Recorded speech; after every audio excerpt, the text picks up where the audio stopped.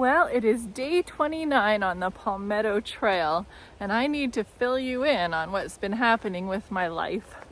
In my last hike, if you've been following along, you know that I had a tick attack on my body.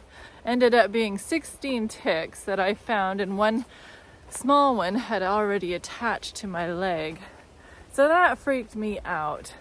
So I have taken 2 days off, and Mom and I went and had a little mini vacation.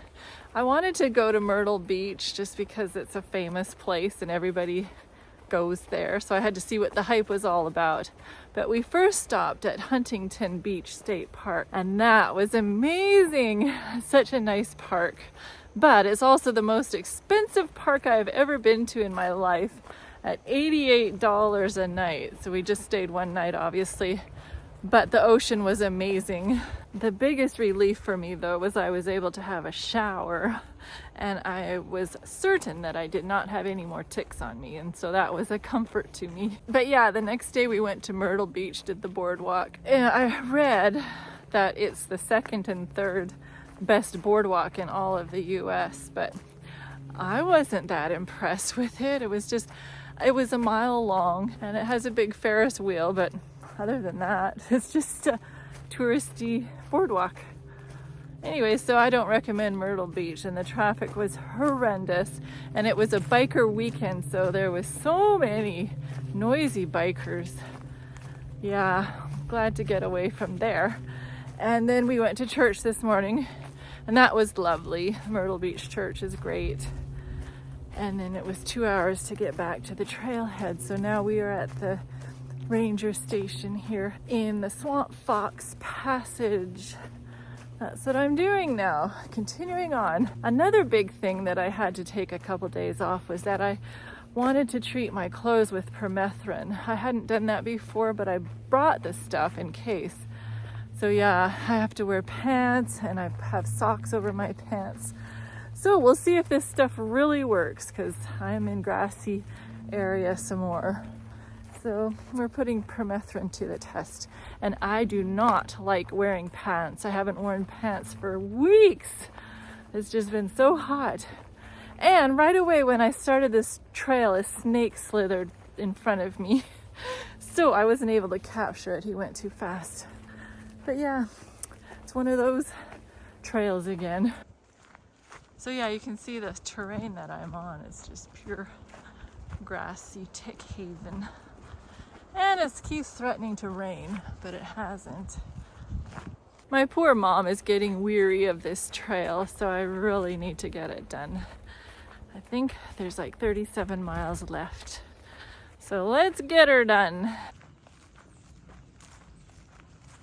One day, Israel went out to battle against the Philistines.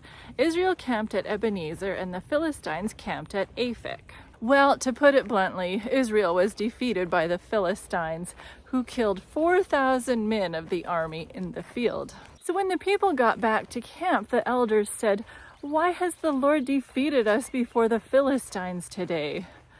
Israel's defeat is always viewed as a result of God's displeasure. So they got a brilliant idea of bringing the Ark of the Covenant of the Lord from Shiloh into their camp, that when it comes among us, it may save us from the hand of our enemies. The people put all their trust in the Ark of the Covenant because it signified God's presence among his people. They were using it like a talisman. Ah, these are the first magnolias I've seen in the wild. So the people sent for the Ark of the Covenant, and Eli's sons Hophni and Phinehas had to come too, since the Ark was their responsibility, as they were the priests. When the Ark arrived into camp, the people shouted so loudly that the earth shook. When the Philistines heard the noise of the shout, they said, "What does this great sound of the shout in the camp of the Hebrews mean?" They found out that the Ark of the Lord had come into their camp, and so the Philistines became afraid. "Woe to us! This is the same God who struck the Egyptians with all the plagues in the wilderness." Then they gave themselves a pep talk and said, "Be strong, don't become the slaves of the Hebrews. Conduct yourselves like men and fight." So the Philistines fought, and Israel was defeated, and every man fled to his tent. There was a great slaughter of 30,000 men that were killed, including Hophni and Phinehas, and the ark of God was captured. Then a man of Benjamin ran from the battle line the very same day and came to Shiloh with his clothes torn and dirt on his head.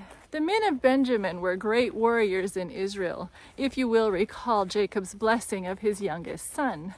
And the external signs of grief and sorrow displayed in public were torn clothes and dirt on the head. Now when he came to Shiloh, Eli was sitting on a seat by the wayside, watching. His heart trembled for the ark of God.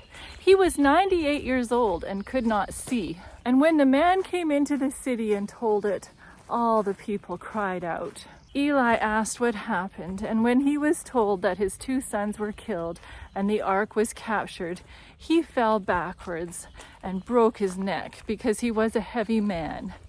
He judged Israel for 40 years. So not only was Eli high priest, he was also Israel's political leader. Now his daughter-in-law, Phinehas' wife, was pregnant and about to give birth. When she heard about the death of her husband and father-in-law and that the ark was captured, she bowed down and gave birth because her labor pains came upon her. And just as she was about to die, the women who helped her stood before her and said, "Do not fear, you have a son." Oh, this is a new flower for me. That's gorgeous. Then she named the child Ichabod, which means no more glory, for the glory has departed from Israel because the ark of God had been captured.